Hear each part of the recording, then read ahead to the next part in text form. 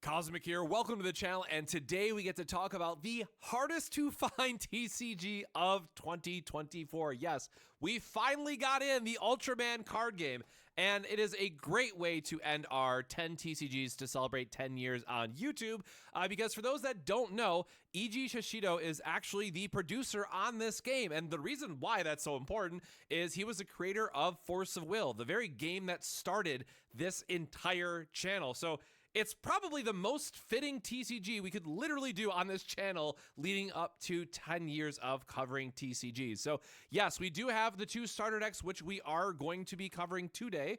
We will do an unboxing of those. And then I also do have the booster box, which I will leave for a separate video. But also, if you are interested, let me know if you want to see a versus video going into the two starter decks and kind of seeing them play out side by side. Now, yes, there is already some gameplay footage that they have up on their own YouTube channel. So if you want to see just kind of the two decks going head to head and what that can provide, I'll definitely have a link to that in the top pinned comment below. But with that out of the way, let's get into the starter decks. So yes, we have Heroes of Hyperspace and the Bonds of Zero. So they are just starter deck 1 and 2, and they are just, again, two different decks that we're going to have with the launch. So just really quickly here, showing some different types. The one thing I will note is that triple rare is the highest base rarity that is in this game. I'm going to steal the booster box here for a second. But just to give you an idea of what else to look forward to, you know, triple rare, double rare, rare, uncommon, and common. And then there are 30 parallel cards in total. There is, I believe it's AP, SP, and then SSSP are the three different rarities. And they have like this ghost foiling texture, which looks pretty sick. So in the starters, I don't believe that there is any chance to open up like a super rare thing like we have in Bandai or Bushiroad games and things of that nature. But ultimately, this is something that I am just going into blind with. So I will give my disclaimers up front here, because while this is mostly a blind review, just talking about first impressions of the cards themselves, card stock, foiling, things of that nature, I want to be very transparent that I am by no means a Ultraman mega fan. Again, I am just someone who loves trading card games, and that's why I talk about them and try to take the time to highlight some of these other ones that might not get as much recognition, especially here in the West. And again, why I mentioned that it is so hard to find this game here in the West is because they didn't really have a lot of marketing for it, and or, you know, it was at Gen Con, which I did try the demo at Gen Con, and I liked the idea of what I saw, but it just was a little bit too basic for my liking. So maybe I should have started there too. If you are familiar with Marvel Snap but hate the RNG aspect of the locations, but still want that like lane battling feature and being able to sacrifice an early lane to win a victory somewhere else, then this does fill a lot of that same role. So again, a little bit of RNG does make things fun, but if you just want a more streamlined experience and are a fan of Ultraman, then this very well might be a game for you. So we are going to start with the Heroes of Hyperspace, getting right into it. Let me just pull this off the back, it looks like. Oh, that's a nice little insert. So opening this up, and I did tweet out some of this, but I won't get into it too much for each one of the items, but we did get to see the overall field here. It does have a scene card, which we will definitely cover when needed. We have your overall field, then just deck area, discard area, you know what you normally expect. And it does have the various phases there at the bottom. So again, not going to get too much into the how to play side of things in this video. I will, again, link a video below about the different, or the gameplay video in case you want to see more. But again, if enough people are interested, I will definitely cover this in a future video and try to do a versus series. So, okay, looks like it is all in order. So we are just going to hope that my camera is being nice today. And we are going to pick these up right off the bat. So actually, I assume that this is... So SD01, 001. Oh, right. It's in the top right corner. There we go. Okay, so we do see in the top right corner here, you see the overall cost. Let me just grab one of these. The thing I do like about this game is that because it is more of a build-up design, you'll notice here that there's symbols for 1, 2, or 3, and eventually that is how you stack cards on top of one another. So it's a way to power up lanes and get various extra wins in your favor, because again, the game can go on until someone has I believe it's 3 wins off the top of my head in a lane, and then it's best 2 of 3 beyond that. So it's a very quick game is the other thing that I will mention here.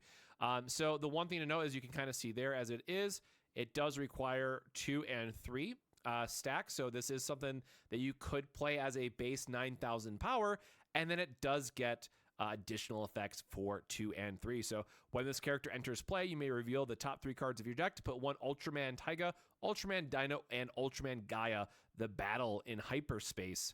Taiga or Gaia card from among them into your hand and send the rest to your discard area. Actually, does it have a texture on the... Yeah, it does have a very slight texturing, it looks like. It's very hard. And again, one of these days I will buy a new camera that's kind of like on the hopeful to do side. You can't really see it all that well, but there's a very... I think I can... There you go. You can kind of see a little bit of that texturing popping up in the background. And then overall card stock, pretty good. Also, I love the card back. I know it's like pretty basic for what a lot of people might say. It has a slight embossed design if the light hits it right. Love that. It's a little bit thicker than Digimon. Obviously thicker than Magic the Gathering, stuff like that. Feels pretty good, actually. I am a fan of the card stock. Does have a nice feel to it. I would love to shuffle that up, as it were. So we're going to get this back in focus. Hopefully get this back in focus. Again, so this was our triple rare that we had mentioned. And then also there is typing that does matter for certain cards. Again, totally blind review going into this. I'm not sure if that's going to matter in the starter decks, but it did matter in the demo decks. From what I remember, you got like an extra 2k power if you matched correctly, right? So what seems like a very easy to understand game at first, there is actually more depth than you might think. And I really hope that when we go into the booster box breakdown, we see more of that kind of play out. So there is all our triple rares. Oops, I guess there's 2 different kinds in this case. So there is the, and I don't think this one has the texture. Oh, no, this one does actually have texture. Okay, so all triple rares are textured, it looks like. And this has the activate. So again, this is only when you have the 3rd sack. Discard 1 card from your hand. Give this character's battle opponent a BP grade decrease by 1 for this turn. Okay, so, and that's any character, right? Give this character's battle... Oh, no, battle opponent. Okay, so sorry. So it does require to be across from it, but if you are at 17, if they're say, at 17, they would shift down to whatever their level 2 is. So that's really cool. I mean, the discarding effect, I know, is going to be a bit limited. In this game, there's not a lot of, or at least what we've played in the demo, there wasn't a lot of, like, draw engines behind it, so something to look forward to if we see more of that. Oh, do these actually create a... Oh, hold on. Wait a minute. Wait. That's actually sick. Hold on. Does that... I am a sucker for this kind of stuff, so I apologize in advance. Do those line up, or is that just a happenstance? Because that looks like the volcano. Okay, sorry. I'm farther back, and I'm trying to make sense of this. I am just blind as anything. So this... this one...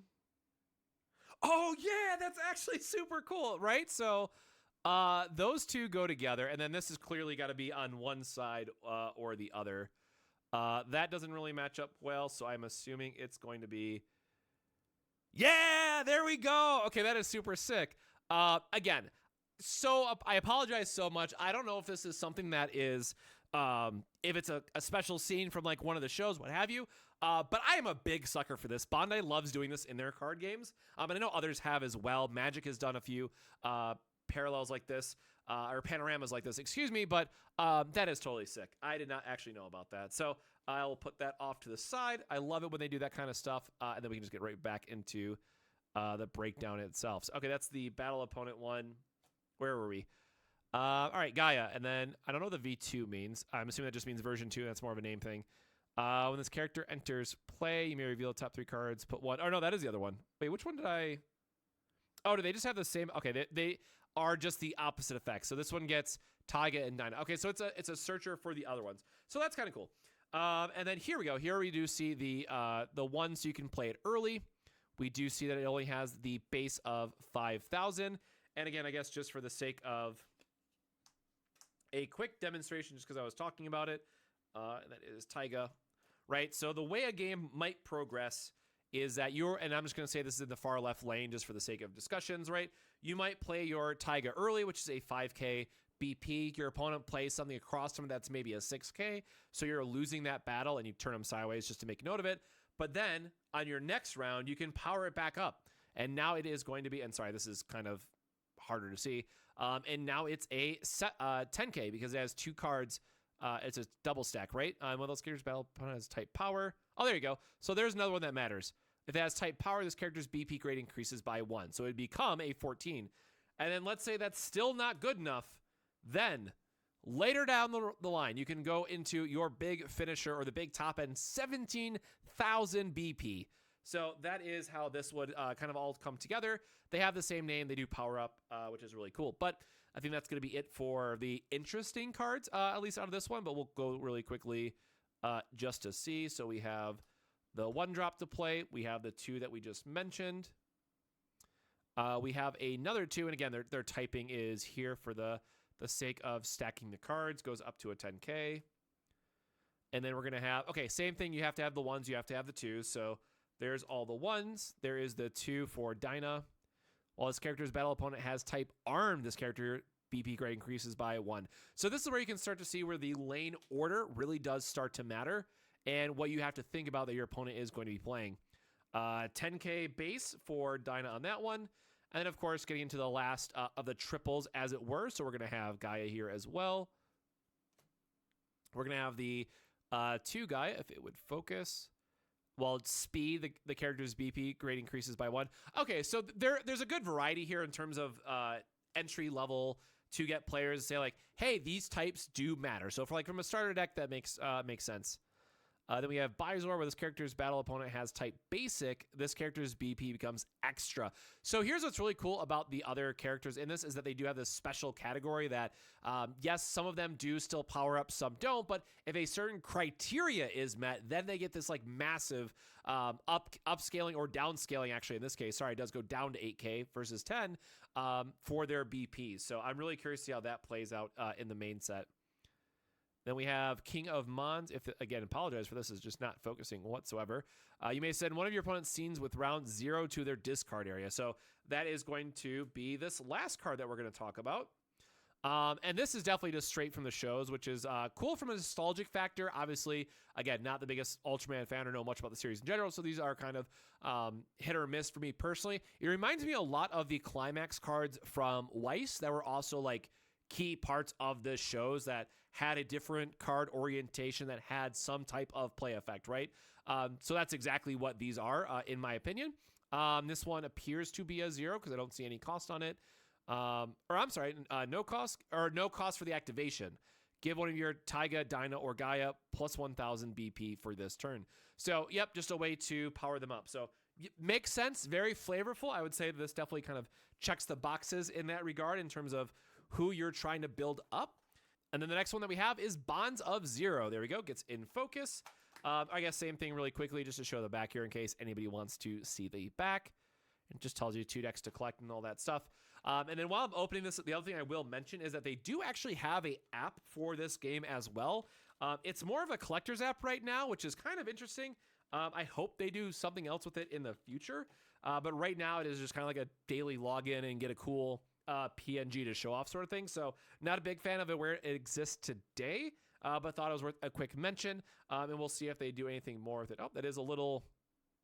does look like it's popping off a little bit, but foiling natures and what have you. We'll see how that holds up long term. So getting into starter deck 2, we have Ultraman Z. So this one has a 1 or 2, not even 3. While this character's battle opponent has type speed or arm, this character's BP grade increases by 1. Interesting. Okay. So you still get the triple cost, but it saves you a card, essentially, if you play it correctly. Okay, so this is definitely going to be another one that lines up, I'm assuming. So then we have Ultraman Zero, Ultra Zero Mantle. While this character's battle opponent has type Basic or Armed, BP increases by 1. Okay, so this is the going to reward you for placing them correctly sort of thing against your opponent. Then you may give one of your double Geed a BP increase of your double. Okay, double must be a type then, if it were. A BP grade increase by 1 for this turn.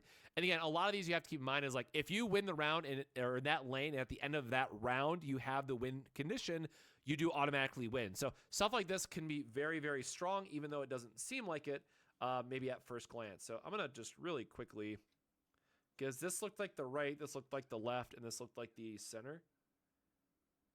Yeah. Again, I'm so sorry. I just love when card games do stuff like this. So that is super sick. Yeah, I love this. I don't know if this is like just a starter deck thing. Again, because of the series and because of the styling and whatnot. Love this. Apparently, I just need to go watch Ultraman now. I guess that's kind of like next on the list, as if my backlog doesn't continue to grow. But that is super cool to see. That's going to be really fun to sleeve up and just to showcase at locals and whatnot. All right, getting into this, which I assume is going to be a lot of the same. Again, for a deck building principle, you have to have your 1s, you have to have your 2s, you have to have your 3s. Again, yes, if it's round 3 or later, I could just play this as a 7K. But obviously, as you get later into the game, sometimes just playing a 7K isn't going to be enough. Or in some cases, it can. If you know that your opponent, if you read your opponent and they had to burn their 3s early, maybe, then you say, okay, well, this has a high base of even 7K by itself, so that's probably enough to win whatever they top decked, right? Something to consider that way. So getting this Ultraman 0, a 1 in 5K, which seems to be a baseline. We have 2. While this character's battle opponent has type armed, this character's BP grade increases by 1. So yeah, a lot of this is just placement matters, it looks like. Ultraman 0 with 11K at 2. Ultraman Geed, a 1 in 5. Again, makes sense with that ability.